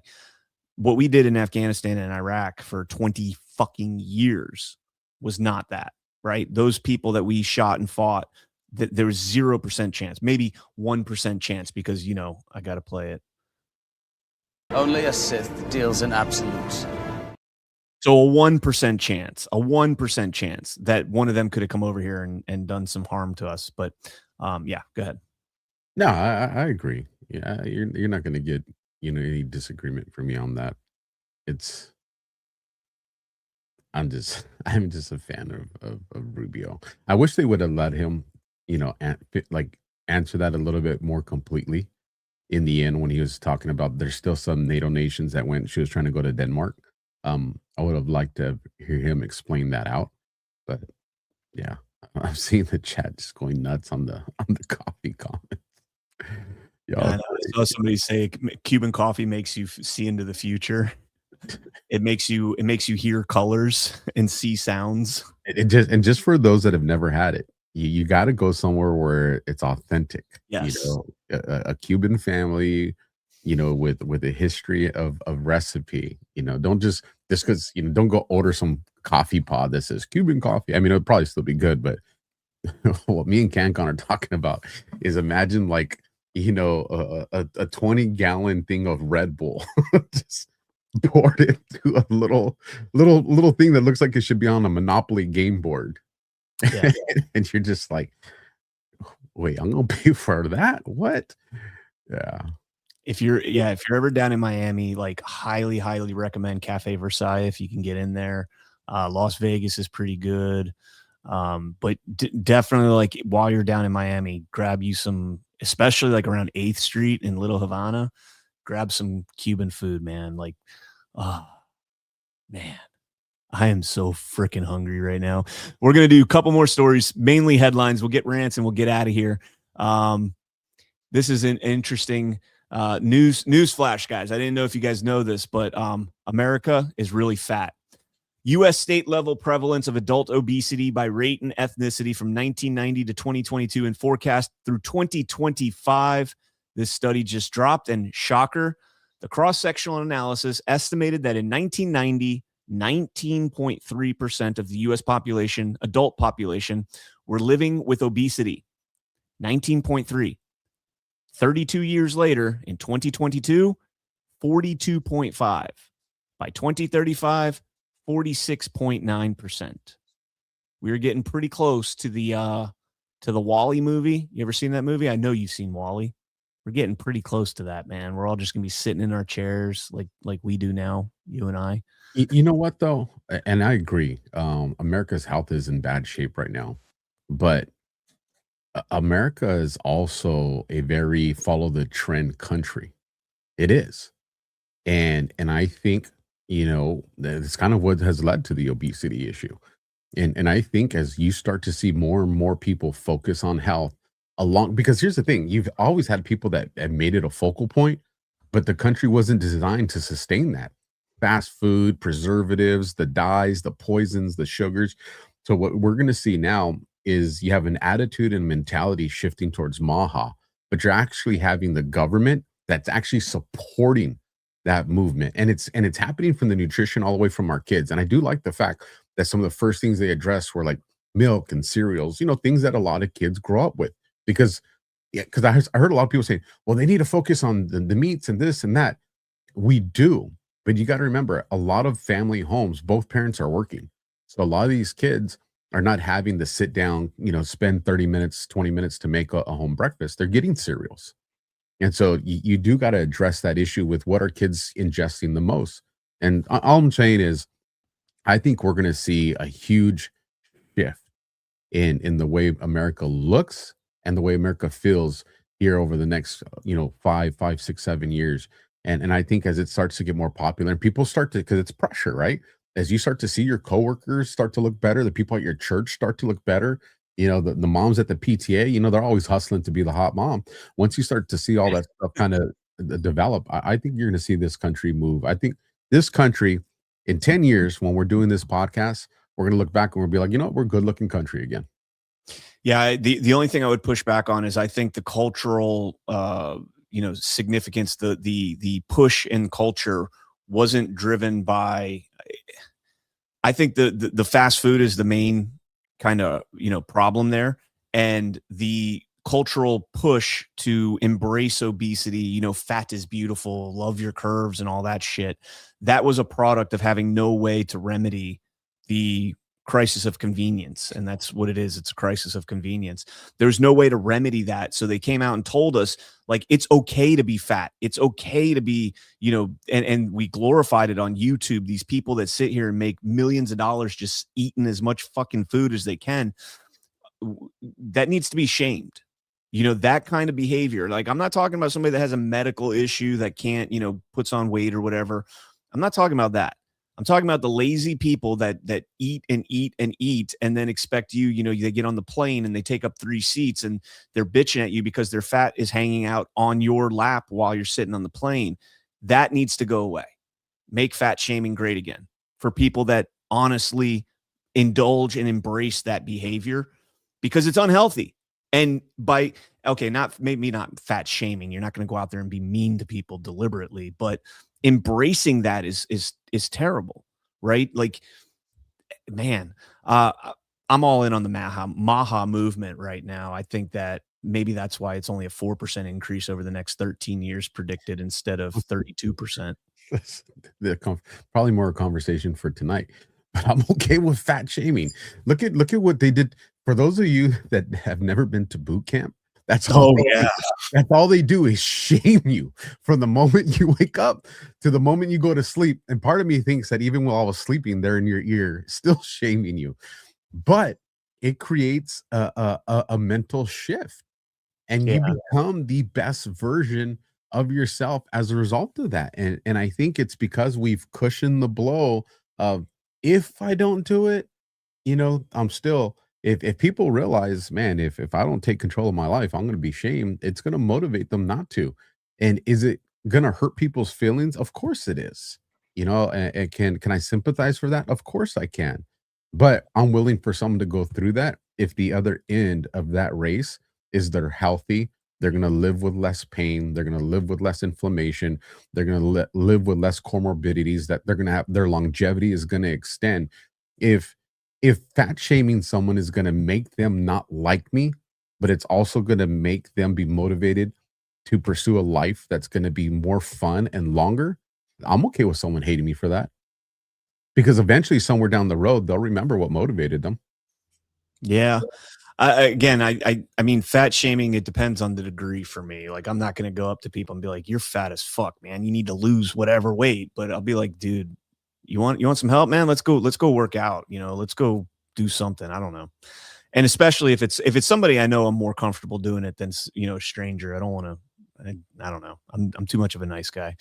Let's move on and get out of here. I got to go get me some Cafe Cubano. Oh, sorry. I'm getting text messages. Aussie Mix Just wanted to tell Alpha, I read the letter to the president that he wrote. Well done, sir. I hope he actually gets to read that. And P.S. I'm a dude, CannCon. Just saying. Nothing but love for y'all. Thank you. Aussie Mix, I will remember that now. When I zoom in like this, I can see your avatar picture, and it looks definitely like a dude. So there we go. Thank you. Appreciate that, Aussie. You should have known just from the name Aussie Mix. That sounds like a dude's name. Aussie is what you call somebody from Australia. I know. That'd be like saying American makes you sound like a man. It is a manly name, American. It does. But you can be a woman and be American. You can, but you don't think American, or you don't think man. You think, or I'm sorry, you don't think woman. You think man. You are a chauvinistic pig. I am. Price check for a shout out to PV2 Barger. Oh, private. Is that like, what is that? Private second class? I don't know. Army ranks. What is PV2? That's a good one. I'll have to look it up. I don't know. PFC? I didn't know they had a PV2. I thought they had private PFC. Looking it up for you right now. PV2 Barger graduating basic today at Fort Jackson, South Carolina, Battalion 334, 156th Infantry Brigade. Congratulations. Hooah to our soldier. And it is an E2. E2? Okay. So it's like the equivalent of a PFC in the Marine Corps. Okay, cool. Congratulations, PV2 Barger. Do they call it private second class? They call it where's it went? An Army PV2 private E2 is the second lowest enlisted rank, often called mosquito wings due to their single chevron insignia, and represents the first rank in which a soldier wears insignia. What do they fucking call them? I'm trying to see where it says there. All right, you keep looking that up while I talk to a Marine here in the form of 12 Indie Boy. Popped in just a quick rant. Great job last night on DPH. Can't stay. Back to work. See y'all at GART. Can't wait, Ty. They call them, this is not the official name, but they call them buck privates. Jeez Louise. Just their E3 is actually private first class. I think PV2 is what they call them. That's what I keep seeing, PV2.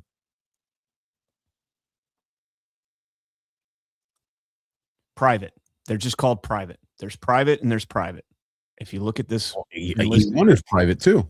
There's no insignia. Private first class. That's corporal. Yeah. So no insignia or your first insignias, they both call you private. Well, don't worry. He's in the Army. He'll be a freaking sergeant in like 3 months. So well, he's the next rank's the most important rank in the military, anyways. E3. That's they call their E3s private first class. We call ours Lance Coolies, but the E3 is what controls the military, folks. Don't let anybody tell you different. We all love when we become the NCOs, but E3s are what run the military. B Nixon 11 says, "Love my Badlands people. Thank you for what you do. Alpha's post was spot on X." Alpha posts a lot on X. I wish you would have been a little bit more specific, but maybe you know. Yeah, I did an open letter to the president. Oh. Oh. Did he read it? I don't know. You don't know? I don't know. All right. Well, guys, that's all we've got for today. Thank you guys all so much for tuning in. Please smash that thumbs up. Check out our sponsors. And Alpha, what you got coming up, brother? Let's see. We got SITREP tonight. I'm hoping to get some material taken care of so I can do just Alpha tonight. If not, I'll be doing it tomorrow night. So look for just Alpha since we didn't have it Monday. Either tonight after SITREP or tomorrow night. One of the 2 nights it'll be there. Look on social media. I'll put it out. All right. Yep. SITREP tonight, 9 p.m. Eastern. And stay tuned for Daily Herald coming up here at 1. I think Gordon, also does a geopolitical show today. Yeah, check out my article I just published on the Gateway Pundit, breaking down why the warrant is going to absolutely destroy Fulton County, and there's no way they're going to be able to comply with it, and it's going to be glorious. But stay tuned. Vindication is coming. See you guys later. I don't say this lightly. This lotion changes people. My knuckles would actually start to crack. Started using the soft disclosure lotion, and I am very impressed. Even within just a few days, I've noticed a tremendous difference. That's not a script. That's what happens when something actually works. It puts the lotion on its skin or else it gets the hose again. Yeah, that line keeps coming up. Because when you don't use it, your skin starts acting up. Every single ingredient in Soft Disclosure is intentionally chosen. There's no filler ingredients.